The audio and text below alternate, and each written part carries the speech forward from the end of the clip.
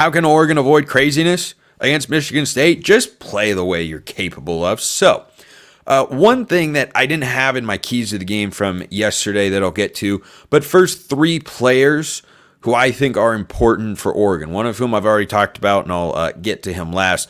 I want to start with Marcus Harper. Marcus Harper is Oregon's lowest graded offensive lineman according to Pro Football Focus. He has not been good. And when I've watched him play, it's not like he's getting beat routinely or that he's been just absolutely horrible, needs to be replaced or anything like that. I just know that there is another gear. And I talked about him earlier this week as an Oregon player that can improve dramatically from what he has shown so far. His PFF grades are bad, under 60 overall. And he's never been a dominant run blocker, but he hasn't been as prolific. Again, according to Pro Football Focus, make of that whatever you like. I think they do a good job grading offensive linemen. The only objection I have is they factor in a receiving grade sometime. I don't get that. I do not understand that element of it.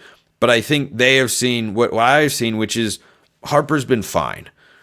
But I want him to take another step forward. And this is a Michigan front four that's going to be able to test the Ducks' offensive line in a way they probably haven't been tested yet. Now, if you did a one-to-one comparison, Michigan State's defensive line, Boise State's defensive line, those are the 2 most talented teams Oregon has played to date. I mean, you can probably go back and forth. You might even give the edge to Boise State. And if you recall, Oregon's offensive line wasn't great in that game. They weren't creating a lot of running lanes, and they weren't as good in pass protection as they should have been. They figured it out more in the second half. They played really well against Oregon State. They played well against UCLA last week. They were certainly better in pass protection than they were in run blocking. And I'll talk about the offensive line once I get something out of my eye right there. That was highly irritating. Highly irritating. Okay, we can move on now. So Marcus Harper, that's the one guy along the offensive line I think that is the furthest from his full potential. All those guys can get better. I think Connerly can still improve. Cornelius, after a rough first game against Idaho, I think he's been Oregon's best offensive lineman so far. PFF feels the same way. Nishad Strother, been really solid. Poncho, been really solid. Good snaps, and I thought Poncho had an awesome game, and Strother as well against Oregon State in particular. When Oregon wants yardage, they've had a tendency in the last couple of weeks to run behind the left side of that offensive line. And that's Nishad Strother, that's Josh Connerly. So I want to see the right side pick it up because I know Cornelius is playing well, and I think Marcus Harper is the key. So that's the first guy. Second guy that's important here, Jeffrey Bassa. He said this week at practice in a media availability that he's back to 100% for the first time since the Idaho game. Hallelujah. Oregon's all-conference linebacker is feeling 100%. He certainly looked that way last week against UCLA. Didn't have a huge number of tackles, but did have a sack, had a pass breakup. I believe it was his first sack since the Holiday Bowl against North Carolina. It had been a minute. Now, he's generated quarterback pressures, and he does a lot of things on the field. But Oregon's got to keep him at 100%, especially going into Ohio State. But there are 2 reasons I think he really matters in this game. Number one, when Oregon struggled against the run playing Boise State, part of the reason that was the case, Jeffrey Bassa did not have his best game, didn't look like he was at 100%. If he's back to himself, Michigan State does not have a couple of backs that are as good or anywhere near as good as Ashton Jeanty, who's the best running back most likely in all of college football this year. But if you're going to defend the run well, especially when your base personnel is to have 5 defensive backs on the field, your linebackers have to be really, really good stopping the run. So Jeffrey Bassa needs to just be Jeffrey Bassa. He's got to be that guy against the run. But the second factor is I wonder how often he is called upon, and Betcher could do this as well. We know he's got plenty of range. Did you know that he plays center field on the baseball team? Didn't know if you'd heard, but Bryce Betcher plays baseball for Oregon. He's a really good player too. So, the quarterback spy, I wonder how often this comes into play. Childs is tremendously mobile. He can run with the best. He's not, a speed runner per se, but he is a long strider. He is very mobile. He'll have naked boots where you might have a linebacker who's responsible for the quarterback, or you might, in a drop back passing situation, instead of running cover 2 man, you might decide to go cover one and say, no, we have to have a linebacker spy the quarterback. That's been Jeff Bassa for the last couple of years. And so if he's going to play that role, he's got to play it well, or else Aiden Childs will pick up some 3rd and 7s that'll make Oregon fans rip their hair out because you're like, everybody was covered, there was no one open, and Childs makes the play anyway. Or what you might call the Marcus Mariota effect. It's like, wow, we called the perfect defense and he just ran for the first down. We had a spy on, but he was too fast. Now, Childs is not as fast as Mariota, but he's got wheels. Like, he can move. And he's been running this year. I think he's run for 150 yards or so in the first few games. They won't have a ton of design quarterback runs. Maybe they break that out this week. But at the very least, when he drops back to pass, you have to be conscious of his ability to run. And that applies to the defensive linemen too.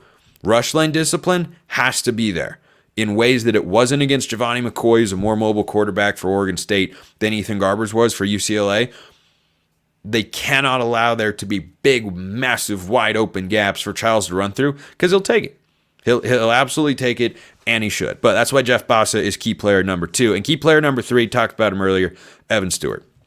So one of my keys to the game for Oregon to getting a big win is creating explosive pass plays. Tez Johnson caught the long touchdown against UCLA. That was awesome. It was a really cool play design from Will Stein. You fake the quarterback run or speed option, and then you have the double post, and Gabriel lays it out. Love seeing Tez create explosive plays. Not a primary feature of his game. It is more of a primary feature of what Evan Stewart can do. And I think Stewart, when this offense is lining up in base personnel, like a standard passing concept, whatever you want to call that, is going to have Tez Johnson running the short to intermediate route. Trayshawn Holden can do literally anything on the football field, gadget plays, short route, deep comeback, like anything. But Stewart needs to be the deep threat. And I think back to the Boise State game when he caught a couple of big chunk plays. I want to see 1 or 2 or 3. I mean, certainly I'd love to see 5 or 6. I don't think Michigan State's going to allow that. But I want to see a couple of those from Evan Stewart in this game. When I say a big key for Oregon winning big is being explosive, that comes from Evan Stewart. The guy is a crazy good route runner. Hit him with a double move, set him up in the early going. If they want to sit 2 high safeties, all right. Take the Oregon State approach. Let Evan Stewart just cook whoever's going to try and guard him at corner. I don't think Michigan State's got the horses to keep up. The Beavers certainly didn't, and they learned that in the game. But eventually, if you keep taking 8 to 10 yards and they start to cheat up, give me a deep shot. Give me a deep shot, and I want that to be to Evan Stewart because I think he's Oregon's best, most consistent deep ball threat, who is also a really, really talented guy in 50-50 situations. Now, he hasn't had to do that this year when Gabriel pushes the ball to him down the field because he's usually just creating a bunch of separation. So, Evan Stewart, key player number 3.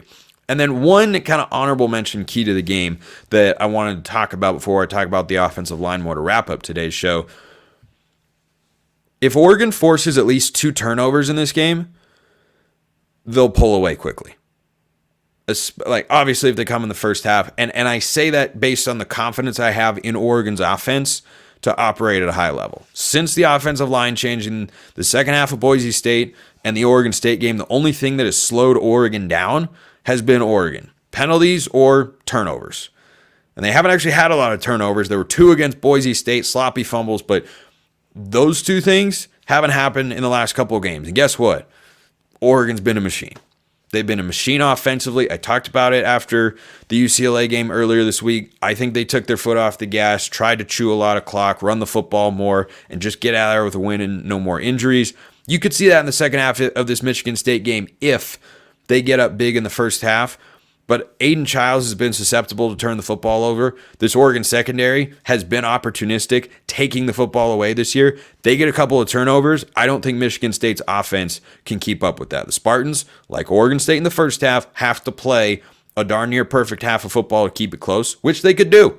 We saw Oregon State do it, but the Bees couldn't keep up for 4 quarters. I think this game looks very similar to that Oregon State game from a few weeks ago, and I've got Oregon winning 38-10.